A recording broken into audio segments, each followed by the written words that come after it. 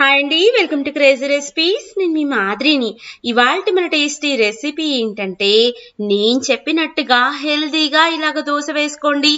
ఎవరికైనా నచ్చి తీరుతుంది, అలాగే క్రిస్పీగా కూడా వస్తుందండి. ఈ దోశల్లోకి ఒక స్పెషల్ పచ్చిమిరపకాయల చట్నీ కూడా చూద్దాము.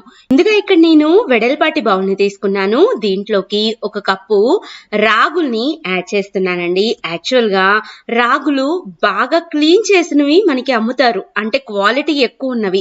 వాటిని తీసుకోండి, చాలా బాగా వస్తుంది ఈ దోశ. అలాగే సేమ్ కప్పు తోటి ఒక కప్పు పెసరపప్పుని కూడా యాడ్ చేసుకోండి. అంటే ఒక కప్పు రాగుల్ని తీసుకుంటే ఒక కప్పు పెసరపప్పుని తీసుకోవాలన్నమాట. ఈ రెండింటిని మనం కనీసం 1-4 సార్లు శుభ్రంగా కడుక్కోవాలండి. చాలా మంది నాకు కింద కామెంట్ పెడుతూ ఉంటారు, మేడం పప్పు కడిగే విషయం కూడా మీరు మాకు చెప్పాలా అని. కాకపోతే మనం కడిగిన పప్పుకి అలాగే ఒకసారి కడిగిన దానికి చాలా డిఫరెన్స్ ఉంటుందండి. అందుకని నేను చెప్తూ ఉంటాను, పప్పుని మాత్రం కనీసం 1-4 సార్లు కడుక్కోవాలి. అప్పుడే దాంట్లో ఉన్న దుమ్ము మొత్తం పోతుంది. చూడండి, ఇందాక మనకి వాటర్ ఎలా ఉన్నాయో ఇప్పుడు మనకి కడిగిన తర్వాత వాటర్ ఎలా ఉన్నాయో, ఇలాగా పెసరపప్పు రాగులు అన్నీ కూడా ఇలాగ మునిగేలాగా వాటర్ ని యాడ్ చేసుకోవాలి. వీటిని కనీసం మనం 8 గంటల పాటు నానబెట్టాలండి. లేకపోతే ఈ దోశ టేస్ట్ అస్సలకి బాగోదు. చూడండి, మనకి నానిన తర్వాత ఎలాగ ఉన్నాయో పప్పు చక్కగా ఉబ్బిపోయి ఉన్నాయి. రాగులు కూడా చాలా బాగా నానియండి. ఈ రెండింటిని కూడా ఇలానే ఉంచుకుందాం. ఏదైతే నీళ్ళని నానబెట్టుకున్నామో ఆ నీళ్ళని మాత్రం పారపోయొద్దండి. అదే నీళ్లతోటి మనం పిండిని రుబ్బుకుందాము. ఇలాగా మనం ముందుగా నానబెట్టుకున్న ఈ పప్పు మొత్తాన్ని కూడా మిక్సీ జార్లోకి యాడ్ చేసుకుందాము. అలాగే ఏదైతే నీళ్ళని నానబెట్టుకున్నామో కొంచెం మాత్రమే నీళ్ళని యాడ్ చేసుకోండి. ఒకేసారి ఎక్కువ నీళ్ళని యాడ్ చేయొద్దు. ఇలాగ కొంచెం కొంచెంగా వాటర్ని యాడ్ చేసుకుంటూ పిండి మొత్తాన్ని కూడా మనం మెత్తగా పేస్ట్ లాగా రుబ్బుకోవాలి. చాలా స్మూత్ గా ఉండాలండి. చూడండి, వీడియోలో చూపిస్తున్నట్టుగా ఈ విధంగా మనకి పిండి ఉండాలి. ఈ పిండి మొత్తాన్ని కూడా వెడల్పాటి బౌల్లోకి యాడ్ చేసేసుకోండి. ఈ పిండిని కనీసం ఒక 2 గంటల పాటు మాత్రమే ఫర్మెంటేషన్ చేయాలి. ఇప్పుడు ముందుగా మనం దోశ పిండిని వేసి పెట్టుకుని 2 గంటల పాటు నానబెట్టాం కదండి, దాంట్లోకి సరిపడా నేను ఇక్కడ ఒక 3/4 స్పూన్ దాకా ఉప్పును వేసానండి. ఈ 3/4 స్పూన్ ఉప్పును వేసుకొని ఇంకొకసారి పిండి కన్సిస్టెన్సీని వీడియోలో చూపిస్తున్నట్టుగా అడ్జస్ట్ చేసుకొని సన్నగా ఇలాగా పల్చగా స్ప్రెడ్ చేసుకోవాలండి. దోశ మనకి చాలా పర్ఫెక్ట్ షేప్ వస్తుంది. మనకి ఎంతైతే పల్చగా వీలవుతుందో అంత పల్చగా చేసుకుందాము. ఇలాగా పైన ఒక 1/2 స్పూన్ దాకా నూనెను వేసుకొని దోశని చక్కగా మంచి గోల్డెన్ కలర్ అయ్యేదాకా ఫ్రై చేసుకుందాము. మనకి ఈ దోశ కాలేటప్పుడే అర్థమవుతుంది దోశ పర్ఫెక్ట్ గా కాలిందని. ఇలాగా రెండో వైపు కూడా తిప్పుకొని దోశని కాల్చుకొని ప్లేట్లోకి సర్వ్ చేసుకుందాము. ఇదే విధంగా మనకి ఎన్నైతే దోశలు కావాలో అన్ని దోశల్ని కూడా వేసేసుకుందామండి. చూడండి, ఎంత క్రిస్పీగా ఎంత పర్ఫెక్ట్ గా మనకి దోశలు వచ్చాయో. హెల్దీగా తినచ్చండి, డైట్ చేయాల్సిన అవసరమే లేదు. డైట్ చేయకుండానే మనం వెయిట్ లాస్ అవ్వచ్చు. హెల్దీగా తింటూ పిల్లలకు కూడా చేసి పెట్టండి, చాలా ఇష్టంగా తింటారు. నా వీడియో మీకు నచ్చిందా అండి? అయితే ఒక చిన్న లైక్ చేయండి. మీ ఫ్రెండ్స్ కి ఫ్యామిలీ మెంబర్స్ కి కూడా షేర్ చేయండి. మరిన్ని వీడియోస్ కోసం క్రేజీ రెసిపీస్ ని సబ్స్క్రైబ్ చేయండి. Thank you. మాదిరినండి, కొబ్బరి అవసరం లేకుండా ఇడ్లీ దోశల్లోకి 2 రుచికరమైన చట్నీలని ఈ వీడియోలో చూద్దామండి. సూపర్ అంటే సూపర్ టేస్టీగా ఉంటుంది. కొబ్బరి లేదు అన్న విషయాన్ని కూడా ఎవరు కనిపెట్టలేరు, అంత బాగుంటాయి.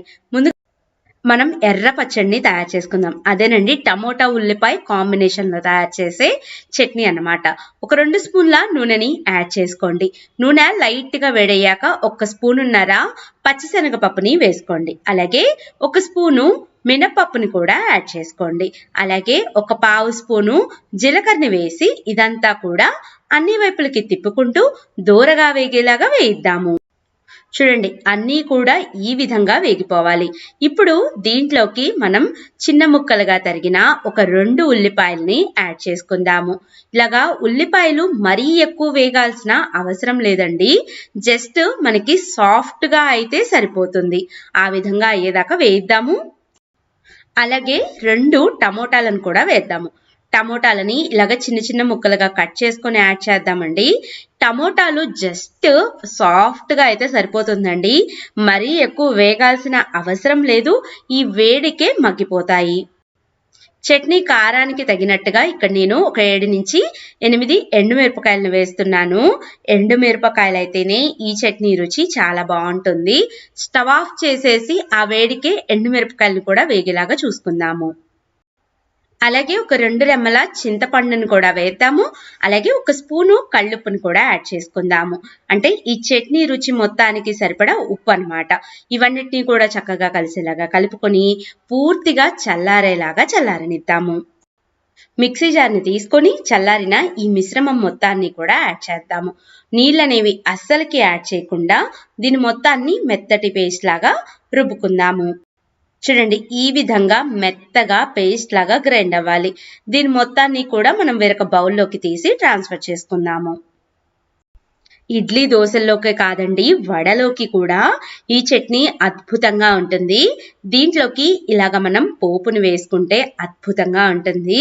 పోపులోకి ఆవాలు, జీలకర్ర, మినపప్పు, పచ్చిశనగపప్పు, అలాగే కరివేపాకు, కొంచెం కొత్తిమీర వేస్తే అద్భుతంగా ఉంటుంది.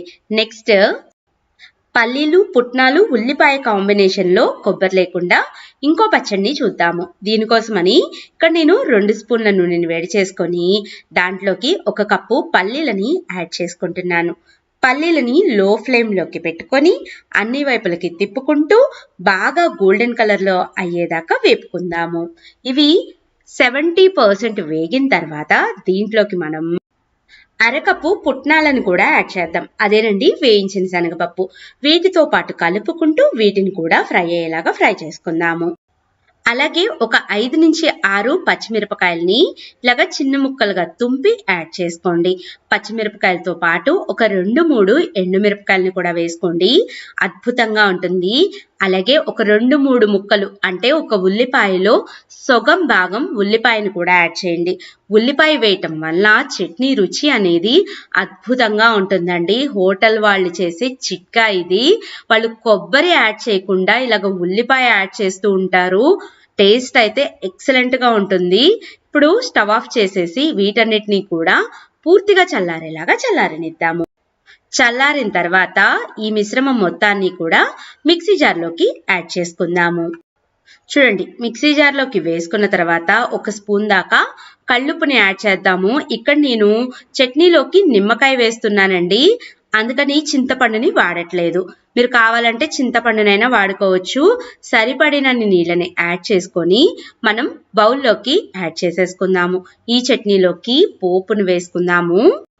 పోపు ముందుగా నేను చెప్పినట్టుగా 2 స్పూన్ల నూనెలోకి ఆవాలు, జీలకర్ర, మినపప్పు, పచ్చిశనగపప్పు, ఒక ఎండుమిరపకాయని వేసుకొని అలాగే 2-3 రెమ్మల కరివేపాకు, కొత్తిమీర ఆకుని వేసేసేయండి. పోపు కొంచెం లైట్గా చల్లారేలాగా చూసుకోండి. చల్లారిన తర్వాత చట్నీలోకి వేయండి, బాగుంటుంది. ముందుగా నేను చెప్పినట్టుగా ఇక్కడ ఒక అరచెక్క నిమ్మకాయని పిండుతున్నాను. నిమ్మకాయ రసం అంతా కూడా చట్నీలోకి బాగా కలిసేలాగా కలుపుకుందాము. నేను చెప్తున్నానండి, ఈ చట్నీలోకి నిమ్మకాయ కాదు చింతపండును కూడా వేసుకోవచ్చు. రెండిట్లో ఏదైనా కానీ టేస్ట్ అద్భుతంగా ఉంటుంది. చివరిగా పోపుని వేసేసేద్దాము. ఇడ్లీ దోశల్లోకి అద్భుతంగా ఉండే 2 రకాల చట్నీలు తయారైపోయినాయి. తప్పకుండా మీరు ఈ రెండింటిని ట్రై చేసి ఎలా ఉన్నాయో కామెంట్ చేయండి. వీడియో నచ్చినట్లయితే ఒక లైక్ చేయటం, మీ ఫ్రెండ్స్కి ఫార్వర్డ్ చేయటం, క్రేజీ రెసిపీస్ని సబ్స్క్రైబ్ చేయటం అసలుకి మర్చిపోవద్దు. Thank you, bye bye. మాదిరినండి, కొబ్బరి అవసరం లేకుండా ఇడ్లీ దోశల్లోకి 2 రుచికరమైన చట్నీలని ఈ వీడియోలో చూద్దామండి. సూపర్ అంటే సూపర్ టేస్టీగా ఉంటుంది. కొబ్బరి లేదు అన్న విషయాన్ని కూడా ఎవరు కనిపెట్టలేరు, అంత బాగుంటాయి.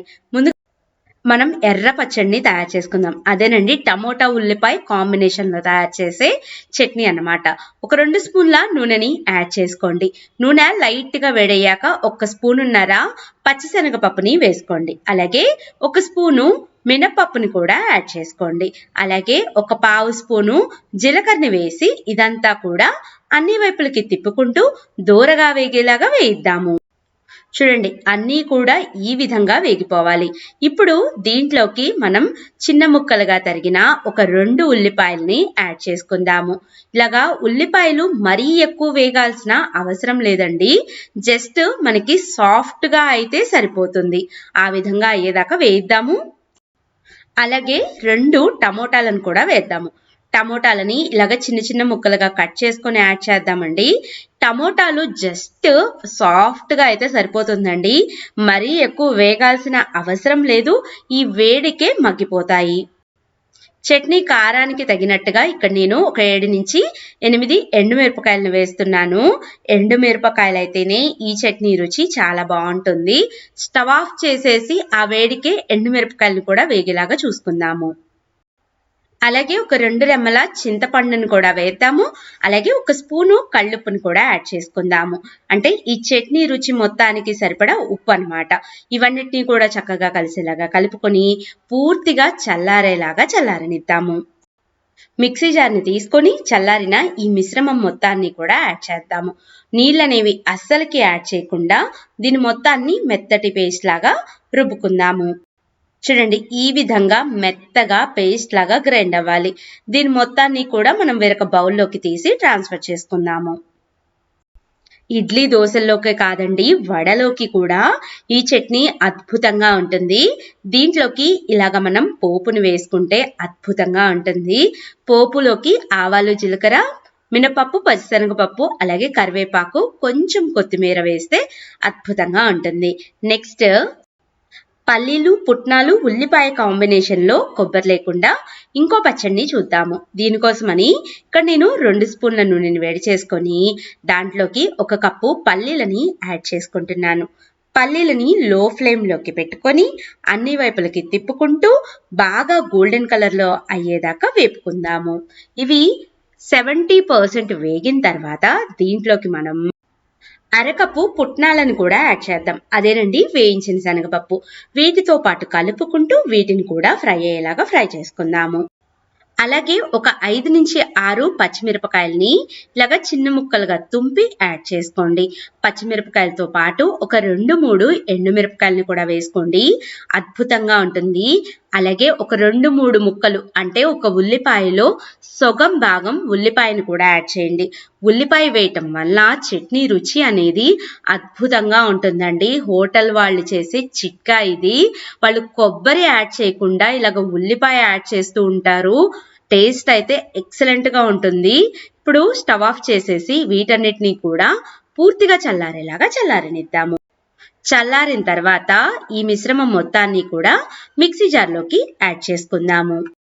చూడండి మిక్సీ జార్లోకి వేసుకున్న తర్వాత 1 స్పూన్ దాకా కళ్ళుప్పుని యాడ్ చేద్దాము. ఇక్కడ నేను చట్నీలోకి నిమ్మకాయ వేస్తున్నానండి.